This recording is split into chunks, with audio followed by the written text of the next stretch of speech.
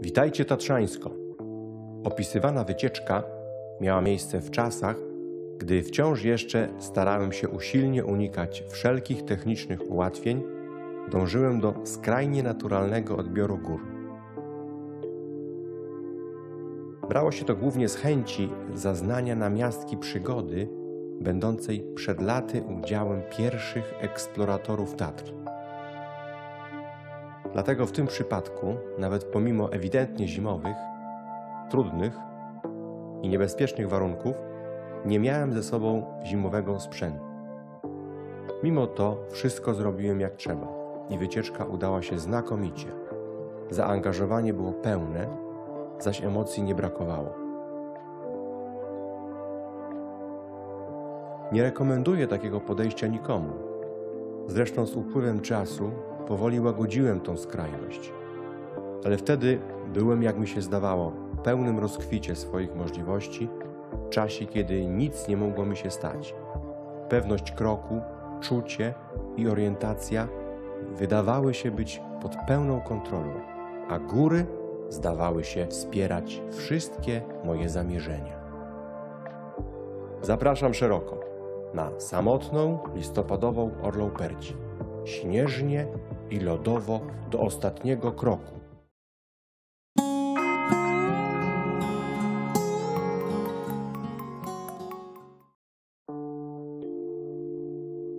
Początek trasy w Kuźnicach. Przez Murowaniec, Doliną Jaworzynki na Zawrat. Skąd Orlą Percią do Koziej Przełęczy, z której zejście do Koziej Dolinki i znów przez Murowaniec, dla odmiany z Kupniów Opłazem do Kuźnic. Wyjazd samotny, jednodniowy, wczesnym rankiem z Krakowa. Wreszcie sypnęło śniegiem, należało więc czym prędzej jechać w Tatry. Wtedy tak funkcjonowałem. Śnieg, mróz, więc jadę, bo będzie dziko, samotnie, pięknie i ekscytująco. Na trasie początkowo śniegu mało. Hala gąsienicowa wyglądała jeszcze jesiennie, ale krystaliczne zimno i widok zaśnieżonych pasm dawały nadzieję na ciekawe warunki u góry. Od busa szedłem samotnie w cichych Tatrach. Dopiero na podejściu tuż za czarnym stawem gąsienicowym mijałem pierwsze grupki turystów, szybko zawracających, jak informowali, z uwagi na oblodzenie trasy. Niektórzy nawet pomimo raków na butach przekonywali, że dziś nie da się chodzić po wyższych partiach tych gór. Ja, nie mając nawet w plecaku wspomnianego sprzętu, wracać nie zamierzałem. Nie w takich warunkach dane mi było się poruszać w górach. Szedłem jednak bardzo ostrożnie, próbując omijać lód i pewnie wspierając się na kijkach trekkingowych zaopatrzonych w końcówki widiowe. Nie byłem więc całkowicie bezbronny. To też styl, jak wtedy sobie troszkę wyrzucałem, nie był całkowicie czysty. Na zimowy wariant podejścia pod zmarzły staw opisałem go choćby w prezentacji Zawrat zimą przy Trójce Lawinowej. Nie było jeszcze warunków. Podchodziłem więc szlakiem letnim, przez lodowe schody. Skończywszy niebezpieczne podejście, miałem chwilowo łatwiej, bo pojawiało się coraz więcej śniegu, który trzymał przyzwoicie. Moim oczom ukazał się świat w śnieżno-skaliste ciapki. Jako drogę na Zawrat powyżej zmarzłego stawu wybrałem wariant zimowy, czyli zawratowym żlebem. Zmrożenie i ilość śniegu, miejscami do pół metra, pozwalały na to z powodzeniem. Szedłem jednak zwalniając krok, gdyż zależało mi, aby na zdjęciu byli też ludzie. Wcześniej na dole widziałem grupkę turystów, więc nadzieje były spore. Posilałem się, wpatrując w okolice skutego lodem zmarzłego stawu i czekałem. Fotografowałem, bo granaty w jesiennych barwach pięknie kontrastowały z zaśnieżonymi miejscami pogrążonymi w cieniu. Niestety, Tamci turyści zawrócili, nawet nie osiągając okolic zmarzłego stawu, a w górę wspinał się tylko jeden śmiałek. Postanowiłem na niego zaczekać, zwłaszcza że po jaką cholerę próbuje on iść wariantem letnim, ślizgając się w rakach na oblodzonych kamieniach. Nie dalej jak 5 tygodni temu widziałem w tym rejonie ofiarę wypadku. Zhonorował już niestety tylko asystą toprowca. Trudno zapomnieć widoku wystających spod czarnego worka butów na martwych nogach i plam krwi rozbryzganej szeroko na skale.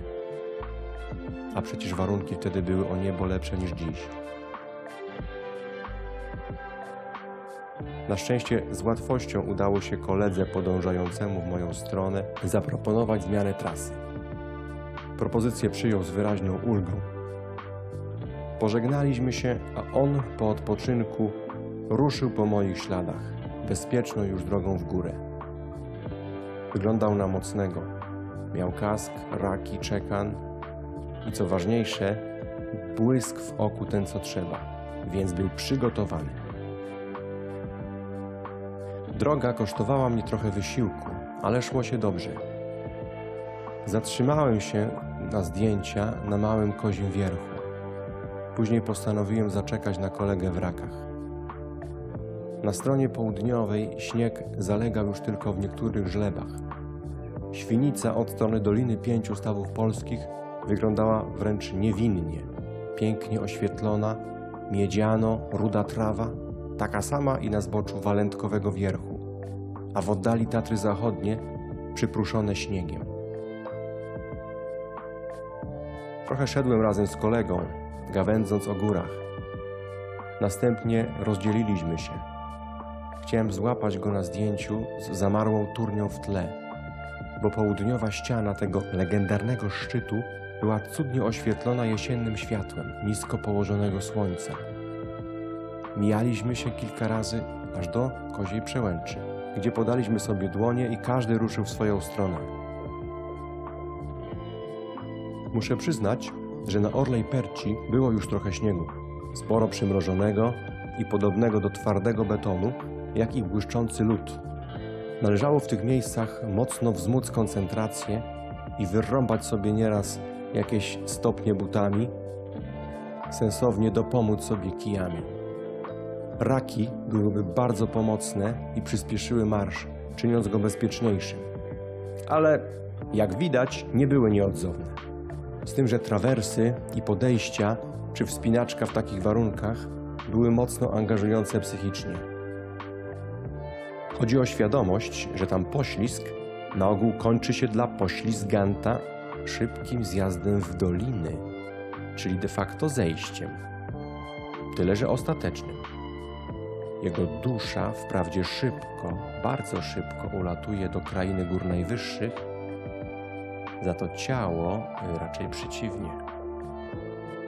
Czujność musiała być więc wzmożona, zwłaszcza gdy nie ma się asekuracji linowej ani czekana do hamowania. Szedłem skoncentrowany na tyle, iż nie robiłem w ogóle zdjęć, a niektóre miejsca i śliskie, niepewne stopieńki pamiętam do dziś. Wspomniany tu teren po części pogrywa się z opisywaną już przeze mnie późnojesienną Orlą Percią z wejściem o świcie na Świnicę. Wtedy też w pięknych warunkach, ze śniegiem, szadzią i lodem. Ale wtedy nie było aż tak niebezpiecznie jak dziś. Za to było bardziej plastycznie. Dzisiejszą przygodę z Orlą Percią zakończyłem na Koziej Przełęczy. Obawiałem się, że gdy dołożę następny odcinek graniowy, zejście wypadnie po zmroku. Listopadowe dni są krótkie. A dodatkowo byłem jednak trochę wyczerpany pokonywaniem trudności. Dalej nie byłoby łatwiej. Jak się okazało, osiągnięcie Koziej Przełęczy to nie był koniec emocji na dziś. Zejście do Koziej Dolinki było szeroko pokryte śniegiem, ale i lodem. Twardym, błyszczącym złowieszczo lodem, śliskim jak lód. błyszczące w słonecznej poświacie pole minowe. Trasa w dół była więc dziś wyjątkowo trudna. Na szczęście pogoda była dobra i czasu na wyszukiwanie drogi było wystarczająco. Wiele razy obchodząc trudności, znacznie oddalałem się od żółtych znaczków. Zbocze, którym szedłem, to lubiany przeze mnie teren, bo mimo iż tam jest szlak, przypomina dzikie miejsca w Tatrach. Coś tam się cały czas kruszy, osuwa, schodzą lawiny kamienne, coś cieknie. W lecie obficie ocieka wodą, stąd dziś tam był lód, z którego wystawały tu i ówdzie wierzchołki kamiennych piramid. Punkty podparcia dla moich butów. To one wyznaczały bezpieczną trasę. Po zejściu z lodowej góry przysiadłem i odpocząłem nieco. Teraz Tatry stały się pięknie sielankowe. Słońce wciąż oświetlało szczyty i niektóre doliny. Ciszę przerywały tylko nieliczne trzaski kamieni zrzucanych przez kozice. Ludzi poza mną i kolegą, który pewnie już też schodził w swoją stronę, wciąż nie było. Spotkałem kogoś dopiero pod Czarnym Stawem. Potem szybko do Kuźnic i dalej do Zakopanego i Krakowa. Wyjazd niezwykły, pełen prawdziwego piękna samotnych, surowych gór, z niełatwymi momentami, takimi pozwalającymi żyć tu i teraz, a nie błądzić po zakamarkach swojej psychiki. Piękna pogoda, piękne zdjęcia i trochę emocji. Kolano odczuło wycieczkę, co w tych warunkach nie dziwi. Ale za to głowa była na swoim miejscu. Z górskim pozdrowieniem. Cześć.